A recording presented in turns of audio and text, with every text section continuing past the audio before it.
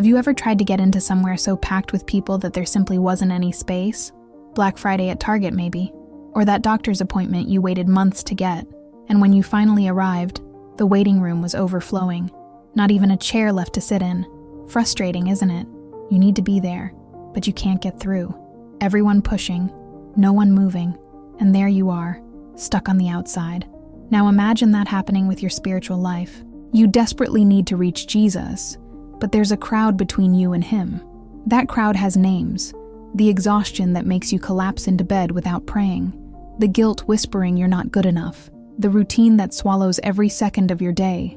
That problem that seems bigger than any biblical promise. And you push, you try, but the door won't open.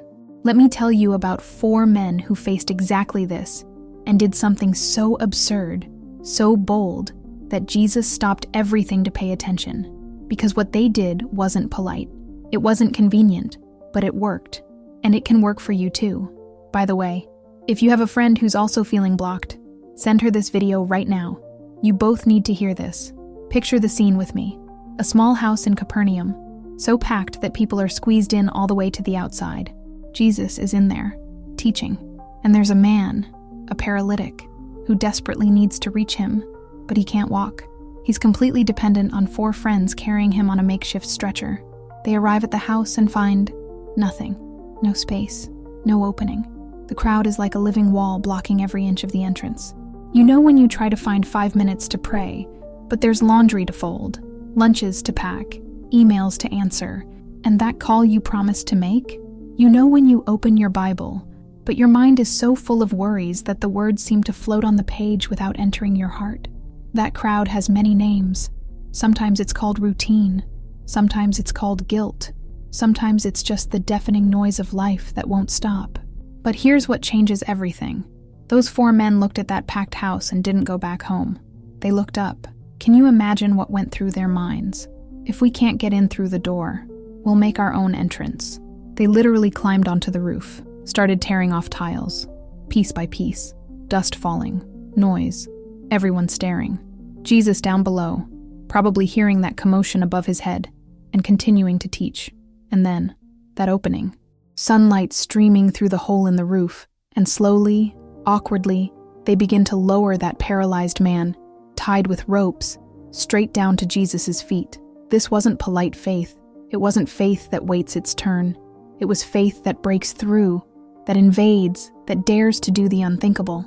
Now tell me something. What's the roof in your life right now? What's between you and Jesus that seems too solid, too heavy to move? Maybe it's that marriage that's grown cold and you don't even know how to pray for it anymore. Maybe it's that child who's walked away from faith and every prayer feels like it bounces back empty. Maybe it's exhaustion so deep that even opening your Bible feels impossible. Or maybe it's something even heavier, God's silence. That silence that hurts more than any concrete problem, because it makes you question whether he's really listening. Let me tell you something about motherhood that nobody mentions in Mother's Day cards. There are days when you're so busy taking care of everyone else that you forget to care for your own soul. You serve breakfast, pack backpacks, resolve conflicts, work, clean, cook, help with homework, give baths, read bedtime stories, turn off the lights. And when you finally lie down, you realize you haven't talked to God all day. Not really. And then comes the guilt. That voice that says, "What kind of Christian are you? You can't even set aside 15 minutes for devotions? And you promise that tomorrow will be different. Tomorrow you'll wake up earlier. Tomorrow you'll read that Bible reading plan that's been behind since February. Tomorrow." But you know what those men on the roof teach me? That God isn't waiting for your perfect devotional time. He's waiting for your creative faith. Your faith that finds him in the middle of the mess, not after everything is cleaned up. That mom who prays while driving to Target, she's opening the roof. The one who sticks a verse on the bathroom mirror and meditates on it while brushing her teeth, roof opened. The one who turns folding laundry time into worship time, singing softly so she won't wake the baby. Every song is a tile being removed. True faith doesn't wait for ideal conditions. It creates pathways where no one else sees a way out. But we need to talk about what nobody mentions. Opening the roof has a cost. Those men caused a mess. Surely someone down below was bothered by the dust falling into their food. Probably someone complained about the noise. Certainly the homeowner wasn't happy about the hole in his roof. Bold faith isn't always understood. It disturbs. It challenges the status quo. It makes noise when everyone wants silence.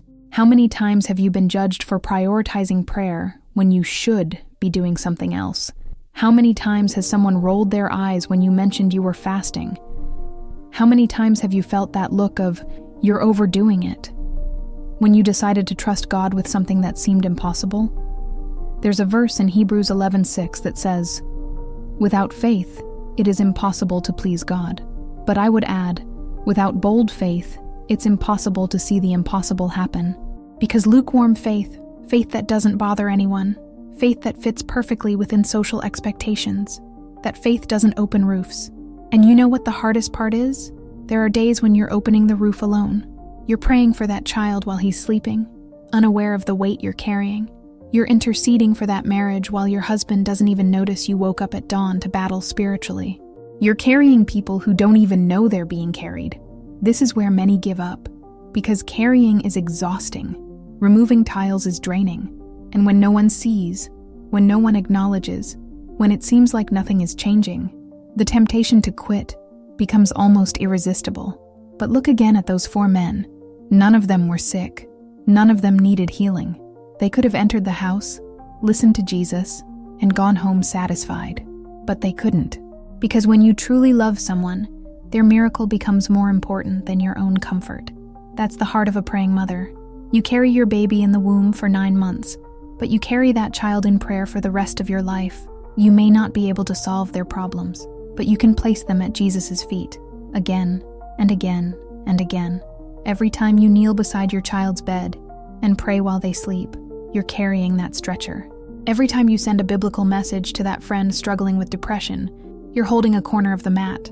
Every time you choose to forgive when it would be easier to hold resentment, you're opening space for another person to get closer to Jesus. And here's the truth that will sustain you through difficult nights. No mother's prayer falls into the void. None. It may seem like it does. It may take years to see the answer. But in the invisible realm, every word whispered in faith is moving mountains your eyes can't see yet. Those 4 men didn't know they would be remembered for thousands of years. They only knew their friend needed Jesus, and that was enough. And then it happens. Jesus looks up and sees that hole in the roof, sees that man being lowered awkwardly, sees 4 sweaty, tired, determined faces looking down from above. And the text in Mark 2:5 says something that gives me chills every time I read it. When Jesus saw their faith, it doesn't say he heard, it says he saw. Faith didn't stay in words. It manifested in action. It had sweat, dust, hands scraped from tearing off tiles. It had the smell of effort and the weight of love that doesn't quit. And it's exactly that faith Jesus sees in you. When you're too tired to find the right words and can only cry, he sees. When you're praying the same prayer for the 1,000th time, convinced nothing is changing, he sees. When you're serving your family in total exhaustion, when no one notices, no one thanks you, he sees. The faith that touches Jesus' heart doesn't need to be eloquent. It just needs to be sincere. It doesn't need to be strong. It just needs to be persistent. It doesn't need to move mountains alone. It just needs to move toward him, no matter how many tiles it has to remove along the way. And Jesus responds. But notice how he responds. He forgives the man before healing him, because the true miracle isn't always the body that walks, but the soul that is freed. It's not always the circumstance that changes, but the heart that finds peace in the middle of the storm. How many times have you prayed asking God to change your situation, and he changed you? How many times did you ask him to remove the problem, and he gave you strength to go through it? That's not God ignoring your prayer. That's God answering with something even better than what you asked for. So now, let me ask you a question that could change everything. What roof do you need to open today? Not tomorrow. Not when you have more time, more energy, more faith. Today. Now. In this exact moment as you're listening to me. Maybe it's the roof of your unbelief. That lie you've been believing that you're not good enough for God to answer your prayers. Maybe it's the roof of your hurt. That resentment you've been holding because forgiving seems too impossible. Maybe it's the roof of your fear, that paralyzing terror that God will disappoint you like so many others have. Or maybe it's something simpler, but equally powerful, the roof of your routine without God. That busy life where you're doing everything right, except the one thing that matters, which is being with Him. Here's the truth I need you to understand before you close this video. God isn't waiting for you to fix your life to then draw near to Him. He's waiting for you to come just as you are, messy, tired, doubting, with empty hands and a heavy heart. And when you come, when you break through that roof with bold faith, He will look at you the same way He looked at that paralytic and those 4 sweaty, tired friends. He will see your faith, and He will answer. Don't give up on closed doors. Climb the roof, make noise, cause a mess if necessary. Because on the other side of that effort, of that act of bold faith, Jesus is waiting, and He never, never disappoints those who have the courage to reach Him, no matter the path. Now tell me, what roof will you open today? Leave it here in the comments. I want to pray with you. I want to know what God is speaking to your heart. And if this video touched you, subscribe to the channel, because every day we have a new word of hope, a new reminder that your faith, however small it may seem, is moving God's heart right now. May God bless you, my friend, and may He give you courage to climb the roof today.